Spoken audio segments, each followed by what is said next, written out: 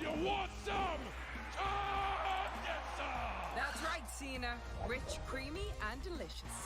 Believe that. You want some? Boy, what are you watching? What? Nothing. Nothing. I'm not doing anything.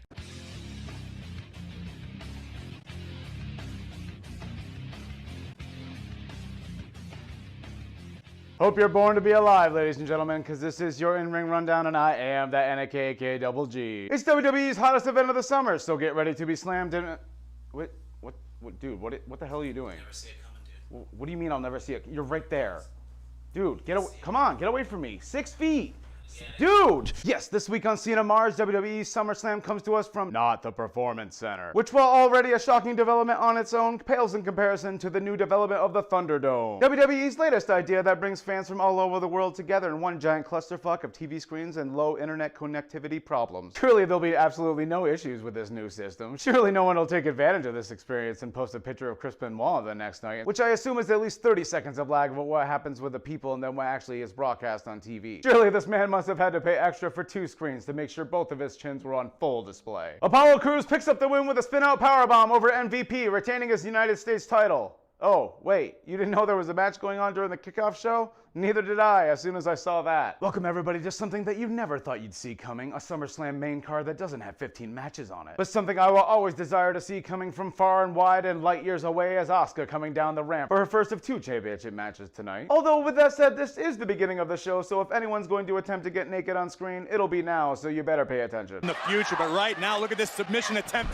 That didn't take long. Bayley begins hammering shots down on Asuka's back, dominating a surprising portion of the match between them. Even dodging Asuka's apron ass assault and retaliating with a wicked knee drop slam that I actually don't think I've ever seen before. The top rope, and now she does get up there. And Bayley, I believe, looking for a knee bar. I guess one of the side effects of looking like a rejected Final Fantasy character is not knowing exactly what you're doing even while you're doing it, even though you look like you just mid-air grabbed someone like Cammy from Street Fighter. Bayley lands a flipping powerbomb, followed quickly by an armbar that is countered by the Empress. But because naturally the rest refuse to throw anyone out of a match at all, ever, even if they interrupt 30 times, Sasha's antics force Asuka to release the hold and leave her vulnerable to a Never saw it coming. The match ends with half the people in the Thunderdome flipping off the camera as they boo, while the other half just turns their broadcast off immediately. Who could have ever seen that coming? We head backstage where Dominic is very sad that he didn't inherit the gene for the largest shoulders in the world from his mama Mysterio. But even that level of sadness does not compare to the breaking news we have from Kayla. The world can't afford to lose such a perfect beauty, so please don't die, Braxton, who's apparently gotten COVID for the 3rd time now. After some intense detective work, I managed to find some footage of what that interaction looked like. All meaning in life is restored as Kevin Owens makes his way down to the ramp. He'd definitely be used properly on commentary instead of having his own feud at SummerSlam to compete in. Did I just get pissed off and happy in the same sentence? Angel Garza and Andrade come out for their match against the Street Profits for the Raw Tag Team Championships, wearing outfits that I would be shocked to learn that no one died in the process of making them. But you know for a fact someone died at the party the Street Profits apparently had right before this match began, littering the area with so many empty party cups and donning green outfits to make sure we all know that yes, no poisoning, self-inflicted or otherwise, has happened here tonight. Montez Ford starts the match with his usual defiance of gravity by hitting Andrade with a sweet Hurricane Rana, shaking the ropes and making a gross face as he does so. This face is so foul that Andrade and Garza refuse to be like every other wrestler ever and actually catch him into a double powerbomb instead of actually just getting hit by thin air. Midway through the match, Kevin Owens shows us all what a feminist he is by giving Zelina sound advice on how to manage her team. Do better, Zelina. He's so progressive. We could all learn a thing or two. Dawkins finally gets the hot tag and begins wrecking Andrade Garza, but I'm not really sure how WWE expects me to pay attention to anything other than this man that just keeps opening his mouth over and over and over. Montez literally jumps off the top of Mount Everest, twisting his body in midair like another high-flying individual that we may have all once known, picking up the 3 count and retaining their titles despite all the poison that's inside his body. And for those who need a helping hand, that means weed and alcohol. I legit don't know where this interview is taking place, but I don't care. Kayla, go home. You're way past out curfew from weeks ago. You've been a very bad girl / grown woman. Tapping out Asuka. Was that supposed to be hot, or is that just such horrible acting that I still kind of like it, even though I'm not really sure Sasha realizes how bad it is? Also, where did Bayley get that broom? I'm so confused right now. The next bout of the night is a grudge match between another rejected Final Fantasy character and the worst outfit in the world. A match where the loser must leave WWE, which for a lot of wrestlers in the current situation right now may seem like a welcomed relief. Mandy Rose begins the match full of fury over the recent attacks by her former best friend, landing a suplex onto the apron followed by a rather nice flying elbow drop. But this just in, an impromptu match between Mandy Rose and a table is about to begin. Maybe Sonya Deville drove Mandy to this. I mean, let's not get caught up in semantics. I think the table won.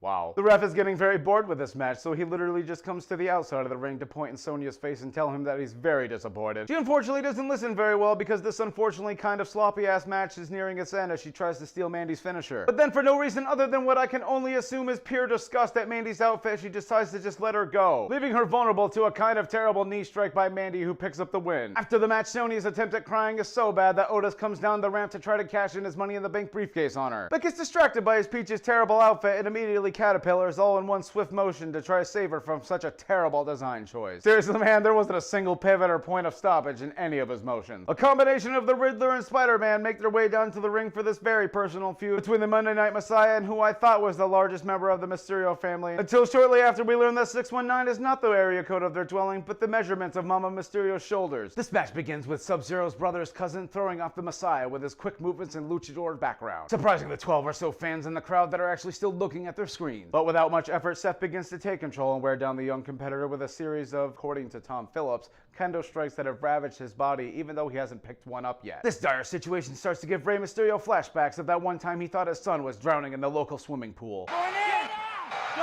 Both men linger at the top rope before Dominic sends them both crashing into the table below with a Russian leg sweep, something I genuinely haven't seen in a long time. And Dominic Mysterio finds himself caught in a very precarious position. Whoa, Joe, is there something wrong with your voice? Can you say that again? Caught in a very precarious position. Wait, where? Very precarious position. It's barely been a month and apparently the transformation into Samoa Dwarf has already begun. And since this is a street fight match and Rey is full of rage that simply cannot be contained, he just sits idly by as Buddy Murphy gets involved multiple times during this match, not bothering to get involved until Commissioner Mysterio appears at the top of the ramp with a very stern look. Even after handcuffing Rey to the ropes, Seth makes an attempt to walk up the ramp to attack Mama Mysterio, but quickly turns around when he realizes that the width of her shoulders matches the width of the stage she is standing upon. Seeing this, Dominic releases his inner rage that lasts for about a whole 30 seconds, before Seth puts down the young mystery in front of his father, ending the match with a brutal curb stomp. After to which everyone in the crowd boos in lagging synchronicity as Samoa Joe says probably the most confusing line of the night. That man's vision.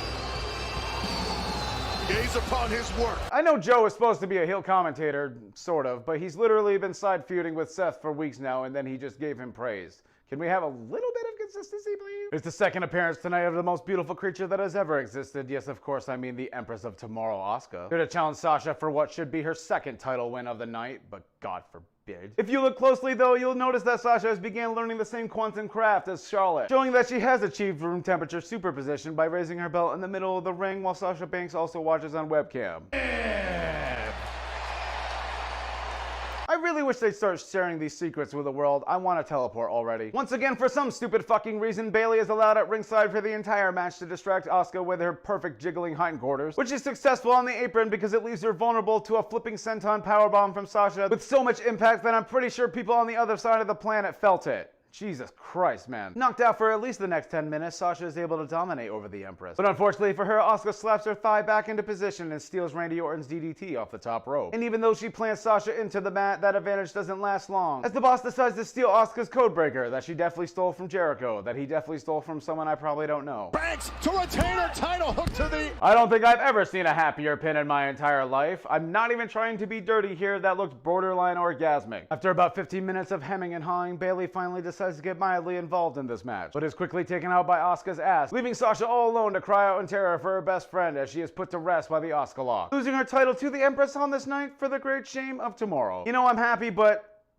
should have been both. It's time for a WWE Championship match between two well-established badasses who have had a strong build-up all year, with a well-established storyline that has led up to a feud between two men who I genuinely don't know who's going to win.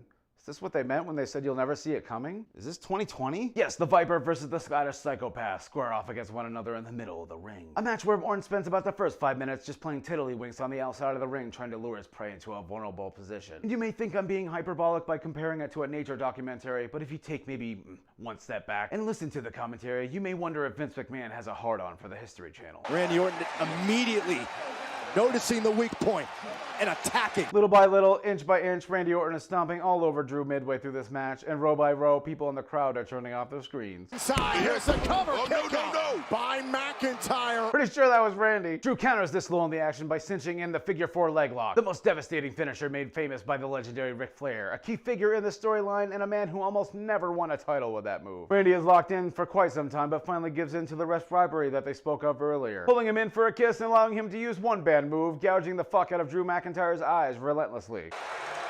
Oh, no. I legit don't know if I'm supposed to be entertained or pissed off that they keep treating every interaction with Orton in this match like it's a viper actually ready to strike on its prey. But alas, none of that matters because no finishing moves are allowed in this match. Why? Because Drew wins with a backslide. Never saw it coming. Never saw it coming. Ah! The final match of the night that definitely shouldn't have been is between the Love Child and Freddie and Jason at a Slipknot concert versus a man who I can only assume has been meeting Zangief at abandoned railroad stations for training and lessons on the hobo lifestyle. But before that match can begin, Michael Cole says the one thing we all say to ourselves before we watch any WWE programming. This will not be a wrestling match. Strowman begins the match by plowing the Fiend through so many barricades. His legs are definitely broken. And Strowman does the worst choke slam ever on the edge of the announce table. His back's definitely broken. Followed by a power slam in the middle of the ring, only getting a 1 count. The monster lays in sexy pose saying what the fuck out loud, wondering what he can do to put down this creature. Somehow they find their way into Vince's personal burlesque hangout spot, smashing each other into the wall and other various pieces of furniture that were definitely going to be used for the party after the show. Michael Cole, Jesus Christ. Entities, because they are far gone from being human beings. You gotta imagine when he looks at himself in the mirror in the morning, there is just one small tear down his cheek in the shape of Vince McMahon's face, yelling with his mouth wide open. This kind of sloppy match is nearing its end when Strowman takes a page out of Gus's book, grabbing an X-Acto knife to try and cut the Fiend up into tiny little pieces. Wait, no, never mind. He's just gonna take about an hour to rip up the ring and expose the wood below. Wait, never mind forevermore as Bray finally just gets up and kind of hits him with his sister Abigail and just wins the Universal title. After the match... Well, that's it for this week's rundown. I want to thank you all for watching, and I just broke my fucking mic for that, so you better love me. I gotta buy a new one. I know I'd been a while, so I apologize for the break in episodes, but I just ended up getting really busy over the past month with moving and starting up the shop, and business was rolling, gotta roll with it. But I'm here to be back once a week for you, as you know you need. Be sure to sub and hit that like and leave a comment telling me that you never saw any of this coming. Any of it. Ever. Not a single thing. And of course, a shout out to all my patrons. I know the end of summer is coming, and I know none of you did anything interesting or fun. I don't have anything clever to say. Winter is coming. This man from Earth with all the girth, and I miss my other mic. See ya.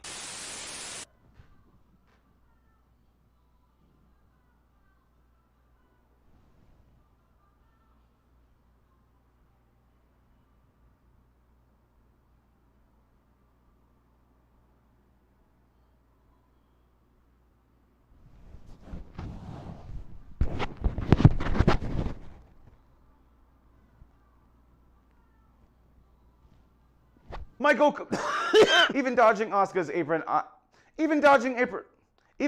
Mandy Rose begins the match full of fury because of the recent attacks from her recent best friend. Strowman begins the match by plowing the Fiend through That was like 4 lisps. The match ends with half of the people in the Thunderdome keeps opening his mouth over and over and over.